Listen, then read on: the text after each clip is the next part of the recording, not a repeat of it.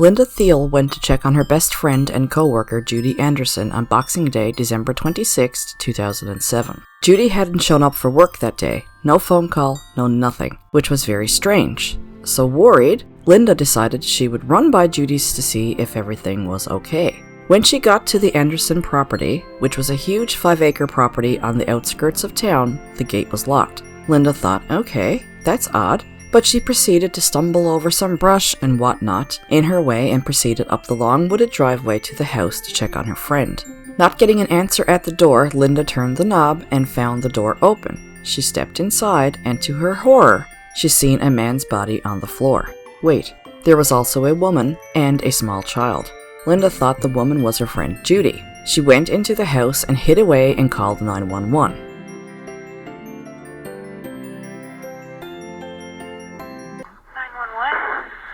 There's been a murder. There's 3 people dead that I can see right now. Inside? I just came up. She works with me. Inside the house? Yes. What do you see?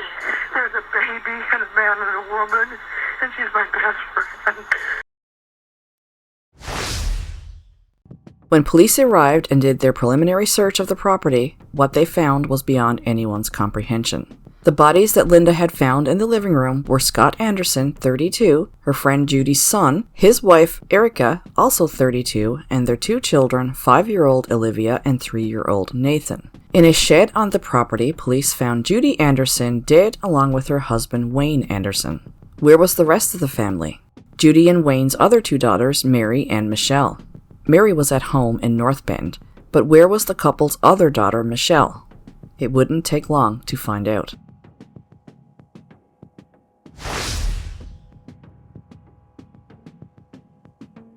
Okay, so this Christmas horror tale takes us to Carnation, Washington in the United States. So what in the tarnation happened in Carnation? Sorry, I couldn't resist. It was just too corny and too good. I had to say it. So again, this is another story outside of Canada, but I was trying to find some Christmas true crime stories, and well, this one was very shocking, so I wanted to tell it. So anyway, Carnation is a city in King County, Washington that is not too far from Seattle, about 25 miles east of Seattle, or for us Canadians, that's about 40 kilometers, or about a 35-minute drive. As of the 2020 census, the population in Carnation was 2,158. Now, something I thought was very interesting about Carnation was that it was actually named in the honor of the Carnation Evaporated Milk Company. So for us here in little old Newfoundland, Canada, Carnation milk is a big thing around here. Almost every house has it, and they use it for tea and coffee. Anyway, Carnation is considered a safe area and a good place to raise a family. So the family that we are talking about are the Andersons, where the mother and father, Judy and Wayne Anderson, owned 5 acres of wooded land outside of Carnation, where they had their house and at least one other trailer on their property.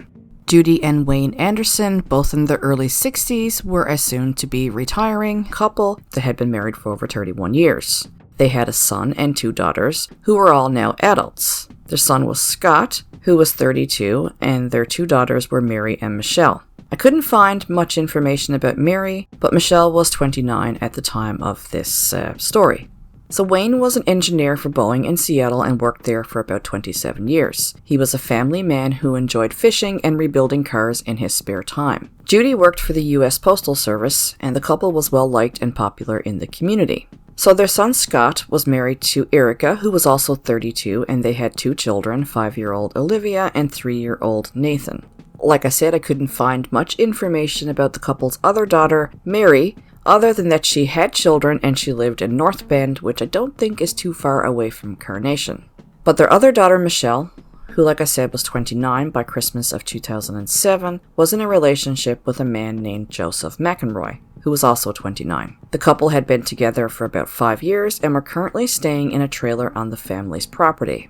Okay, so we're going to Christmas Eve, December the 24th, 2007. Judy and Wayne are busy, doing last-minute Christmas stuff. They have their son Scott and his family coming over for Christmas Eve. Their daughter Michelle and her man Joseph are also supposed to be coming. It's Christmas Eve, the family is getting together. Their other daughter Mary couldn't make it because she was sick. So, happy times. Christmas Eve, families get together. That afternoon, Judy's in the back room wrapping gifts for her grandkids when Michelle and Joseph come into the house. Once inside, Joseph went back and distracted Judy while Michelle shot at her father. Yes, you heard that right. Michelle shot at her father. But she missed, and then her gun jammed, so Joseph ran out and shot and killed Wayne. Hearing the shots, Judy rushed into the room. Joseph shot her once, dropping her to the floor, screaming. He apologized before shooting her again in the head and killing her. Michelle and Joseph then dragged their bodies outside to a shed on the property and carefully cleaned the home with towels and rugs. They tossed any potential evidence into a fire pit and burned it. And they did all of this in the 45 minutes that it took for her brother Scott and his family to arrive at the home. When Scott entered the living room, Michelle pointed a gun at him and he charged at her. She fired twice, maybe 4 times, but anyway, she did strike him at least once in the neck. Joseph then shot Erica, who was shot twice but still managed to clamber over a couch to call 911 on a cordless phone, while she huddled behind the couch with her 2 small children. The call to 911 only lasted a few seconds, and dispatchers heard what sounded to them like people arguing or shouting at a party.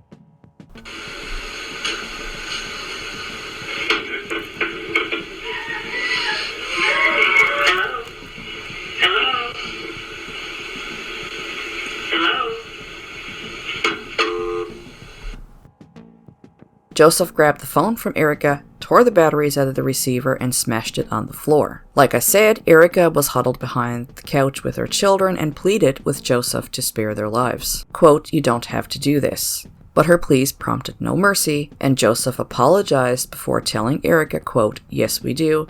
He then delivered the fatal shot to Erica. Joseph then apologized to each child before shooting each of them in the head at close range. Yeah, I know, that's rough, so I'm not going to go into any detail here. It's shocking enough to hear that he killed 2 small children. 2 babies, really. Now, Michelle knew that the call to 911 had gone through, so she walked down and closed and locked the gate to the property. I guess she was thinking here that the police couldn't get in or they would just go away when nobody opened the gate. And police were actually dispatched to the scene in response to the 911 call, but the gate to the property was locked, and they couldn't see the house from the gate, but they did speak with a neighbor who didn't hear anything suspicious. So police decided to leave without further investigation. And I know a lot could be said about that decision, but anyway, that is what happened. Who are Michelle and Joseph? Well, Michelle Kristen Anderson was born on August the 11th, 1978. By all accounts, she was raised in a loving home. She had attended Cedar Crest High School in Duvall, Washington, and had graduated in 1997. Classmates described her as an artistic, sweet girl who typically hung out with the unpopular kids back then. They reported that Michelle shared that she had a volatile relationship with her parents. She claimed that her father hit her and that her mother was mean to her and didn't understand her. Now, I want to point out here right off the bat that later investigation into her claims of abuse showed nothing of the sort. And that's important. I could not find any reports of actual abuse that Michelle had suffered at the hands of her parents. And I read a lot of articles and watched several documentaries on this case, and I don't think anybody else has ever found anything to substantiate Michelle's claims of abuse. What I did find was people talking about how Judy worried about Michelle and would often bring her food and other items when she was living with Joseph in a trailer in a different area, not the trailer that they were living in now on their property, but a town close by, because she knew the couple was struggling financially. I also know that her sister, Mary, talked about how much their brother loved Michelle and that Michelle had ruined their family. Now, Joseph was born on October 29th, 1978 in San Jose, California, and he had lived in a few different places over his lifetime, like North Carolina and Arizona. He had had health problems as a child that kept him from sports, so he focused his attention on role-playing games like Dungeons & Dragons. Joseph had a speech impediment, he was extremely shy, and was said to struggle quite a bit socially. It would come out in his trial that Joseph had grown up in a very neglectful and abusive home. His aunt said in court that he was raised by a single mother, her sister, who would smack him if he cried and tell him that he needed to toughen up. Apparently his mother had a slew of men that came in and out of his life, and that she would use Joseph to manipulate her father into giving her money. Joseph had 3 younger siblings, and one of them said that Joseph had to drop out of high school because he needed to stay home and look after his siblings because their mother needed to work and that their mother called the kids maggots. Joseph's aunt basically said that their mother was cold and that she herself had more warmth for Joseph. So I mean, it's not an environment that any child needs to be in by any means. So like I mentioned, Joseph had immersed himself in role-playing games, and that is where he met Michelle. They actually met on an online fantasy fiction chat room in 2002. Michelle told Joseph that she looked like Linda Hamilton's character in the movie Terminator 2, and she said that she was muscular and slim. After talking for about 6 months, Joseph, who was living in Arizona at the time, moved to Washington to be with Michelle. When he first seen her, he was surprised by her physical appearance because she didn't look anything like Linda Hamilton and she was not muscular or thin. Despite this obvious lie, Joseph decided to stay and claimed that he was in love with Michelle and wanted to marry her. In 2004, they moved into a trailer in Fall City, not far from Carnation, where he worked at a Target store. I'm not sure here if Michelle actually did this job or if this is something that she just claimed that she did, but she said that she worked as an overnight security guard at Nintendo. Apparently the couple were really struggling financially, like lots of young couples do, especially if you're working minimum wage jobs. It's really hard to make ends meet. Their neighbors described them as misfits. One neighbor said that the two avoided eye contact and rarely emerged from their trailer. Neighbors also told stories about how Michelle would become infuriated if anyone went through her yard, even a cat, or if someone parked too close to their trailer or in their parking spot.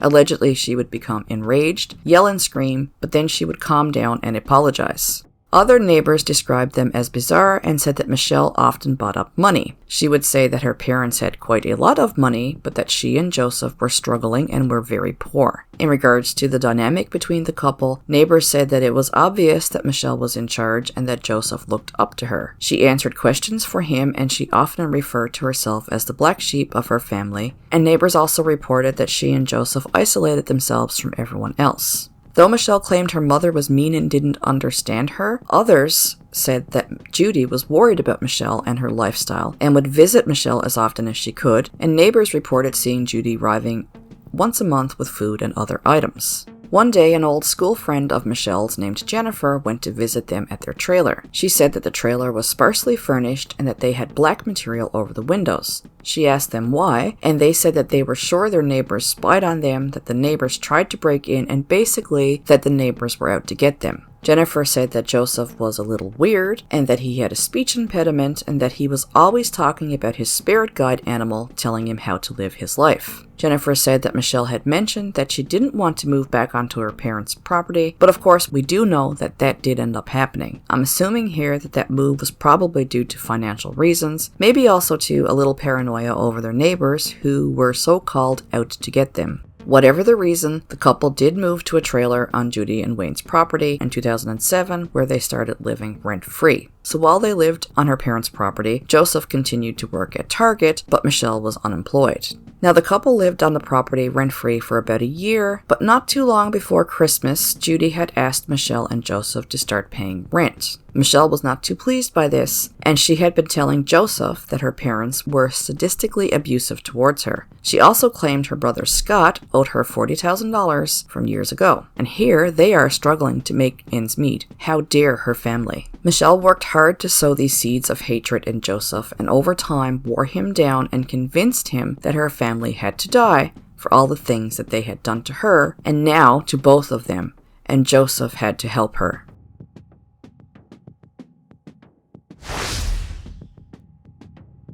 So Judy's friend Linda found them on Boxing Day 2007, like I said, and interestingly, right from the get-go, Linda Thiel had an eerie hunch that Michelle was involved.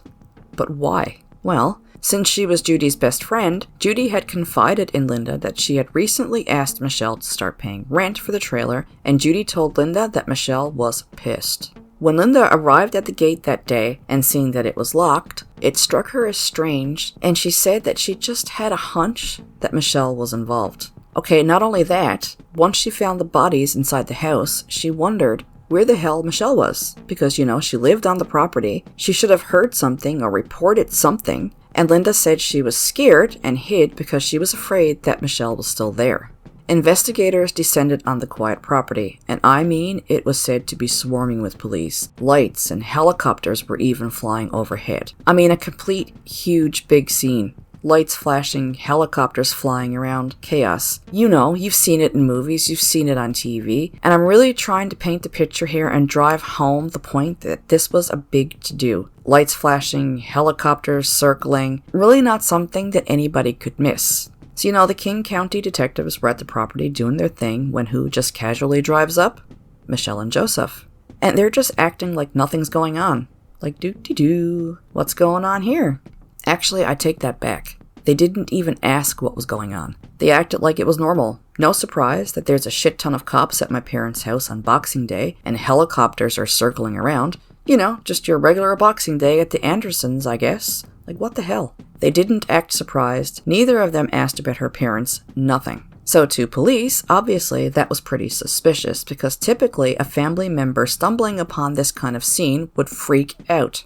So what were Michelle and Joseph up to since the mass murder? After they killed her family, they took off for Canada, but changed their minds and turned around and headed for Oregon. They switched directions again and returned to her parents' property, which by then was in the midst of a full-scale homicide investigation. And that's when they drove up to the property like nothing's going on. Now, obviously, police want to talk to Michelle and Joseph. And they do, and in separate interviews, the couple initially said that they were going to Las Vegas to get married and had stopped by on Christmas Eve to surprise Michelle's parents. And they had a lovely family Christmas Eve, nothing more to tell. Michelle agreed to a recorded statement with police where she started by telling police that the last time she had seen her family was on Christmas Eve. Then she said that she and Joseph drove to Las Vegas to elope. She said that they had come home twice though, once to get her wallet and another time to get fruit off the counter.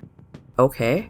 So police asked her, "Why do you think we're here at your parents' house?" And with that, Michelle cracked and said, quote, "It's not Joe's fault. It's all me. As soon as I shot the gun, I felt so bad. Like, what the hell have I done? I'm a monster."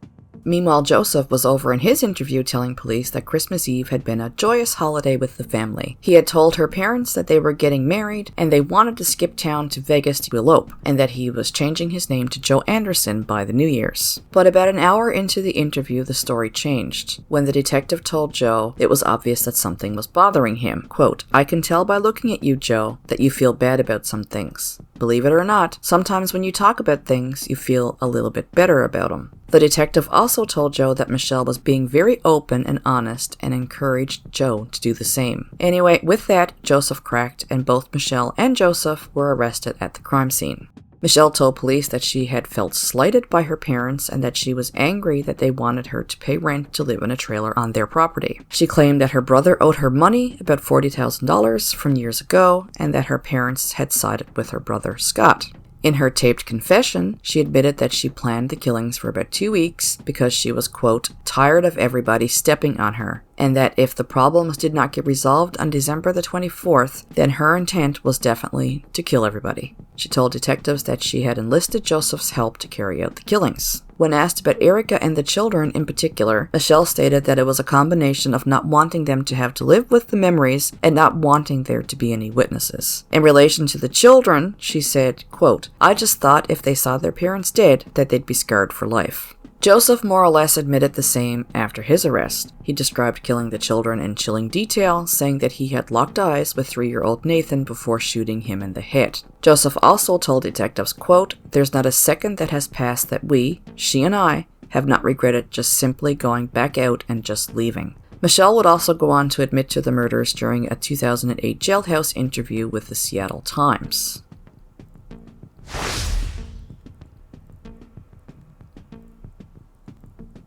Okay, both Michelle and Joseph faced 6 counts of aggravated first-degree murder, which is the only crime punishable by death in Washington. The only other sentencing option under the law for crimes upon conviction is life imprisonment without parole. It actually took 8 years for both Michelle and Joseph to be tried because of a number of years of legal wrangling. What was the problem? Well, the death penalty. In October of 2008, the prosecution officially stated that they were seeking the death penalty in both cases. 4 years later, and I don't know why it took 4 years, a judge ruled that the prosecution could not seek the death penalty and the state governor had put a moratorium on the death penalty. In September 2013, the Washington Supreme Court overruled the judge's ruling and the death penalty was put back on the table and the trial was set to go ahead and Michelle and Joseph were to be tried separately. In January of 2014, in an effort to take the death penalty off the table, Joseph's attorneys had him make a full confession to the murder and plea to non-capital aggravated murder, which was a novel crime that was not listed in the state law. I don't really understand that. But anyway, having faced execution since 2008, his attorneys claimed that he was able to dodge execution through the plea. Like I said, I really don't understand that if it's not even a law, but whatever. Long story short, on December 19th, 2014, a 16-member jury was selected to hear the case against Joseph. His trial was presided over by Judge Jeffrey Ramsdell, who actually presided over both his and Michelle's trials. The prosecution stated the motive for the killings was money. Michelle alleged her brother owed her money, and she believed that she had been slighted and mistreated by her parents and her brother. Joseph took the stand at his trial, where he said that his girlfriend Michelle had tricked him into killing a loving family, quote, because she was jealous because she felt entitled. He said that Michelle broke him down and trained him like a dog to be obedient. Quote, she treated me like an attack dog, a guard dog. He did describe the murders in detail, which I'm not going to do here, but Joseph said that he thought that Nathan, quote, looked like he understood, like he didn't hate us for it. Joseph's behavior at trial was described as bizarre. He laughed, he shook, he cried, and everything in between. And honestly, I watched some of it, and it was very out there. But I wasn't really sure if I bought it. It felt like an act to me, honestly. And to that end, the prosecution did allege that he had changed his demeanor, his speech, his appearance, and did all of that in an attempt to try to garner sympathy from the jury. I don't know. Now, reportedly, he was heavily medicated throughout the trial on antidepressants and anti-anxiety meds, so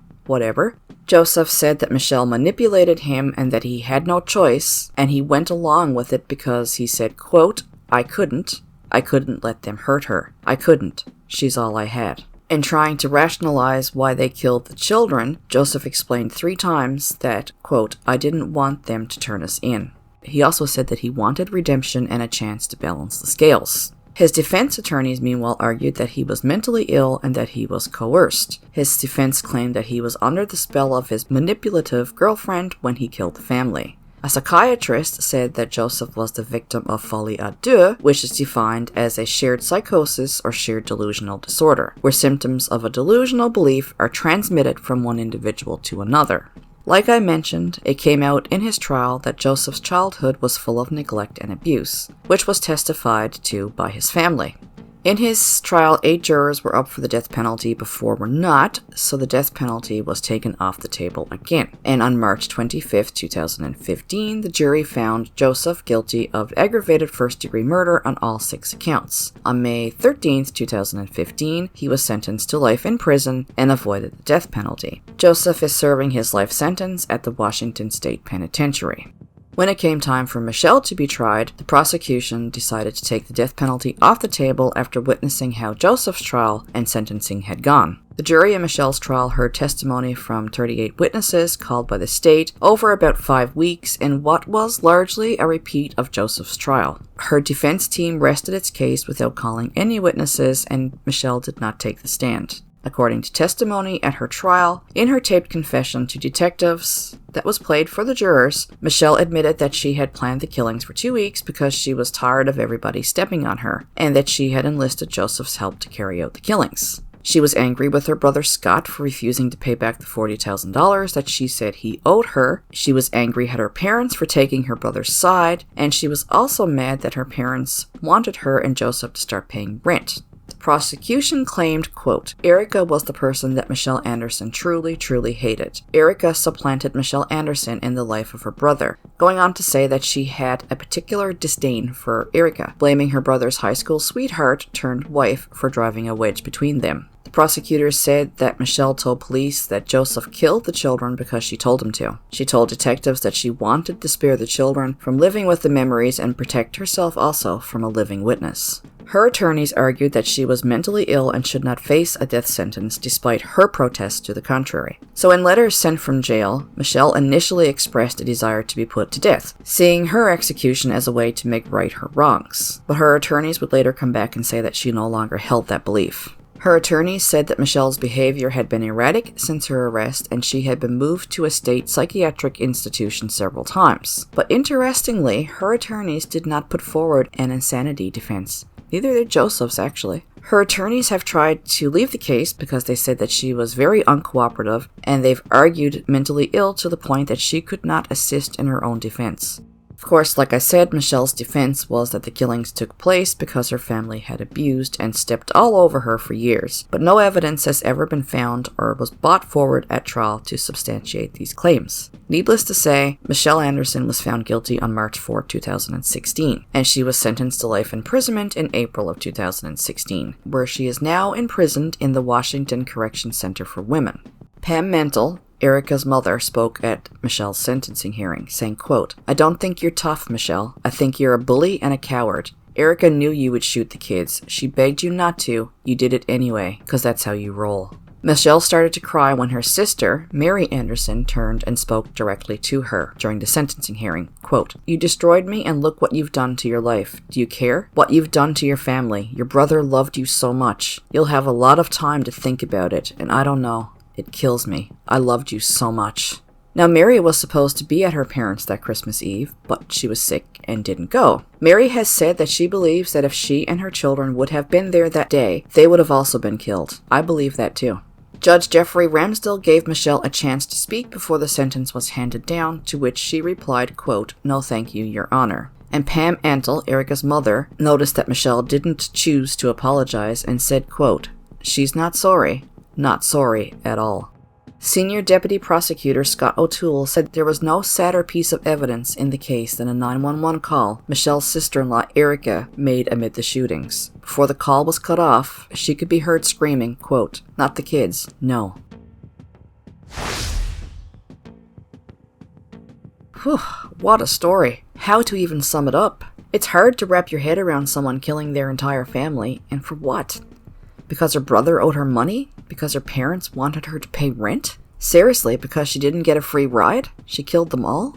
Okay, so we heard how Joseph had an abusive, neglectful childhood. And it has been said that he's not the sharpest knife in the drawer. Okay, so maybe I can see him being easily manipulated. But man, to do what he did to people who did nothing wrong to him, especially those little children, those babies, he's a monster. But Michelle? She's in a different league altogether. She's in a league of her own. Like, wow. Where did it come from? There's no evidence of abuse. Not that I could find.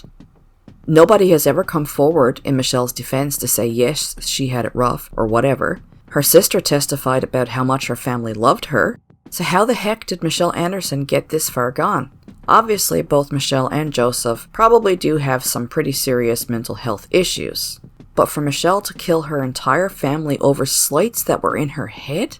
Was she just born a monster? I guess that's how you sum this case up. They're both monsters. However they got there, they got there. So you've probably noticed that one thing really lacking in this case is a true motive for these murders. And I don't think anybody to this day truly knows what the actual motive was. But I'm going to leave you with one thing that Michelle had told police when she was arrested. Quote, "I wanted my mom, brother, and dad to die because they abused me over the years. I wasted my life because of these assholes. It's not fair."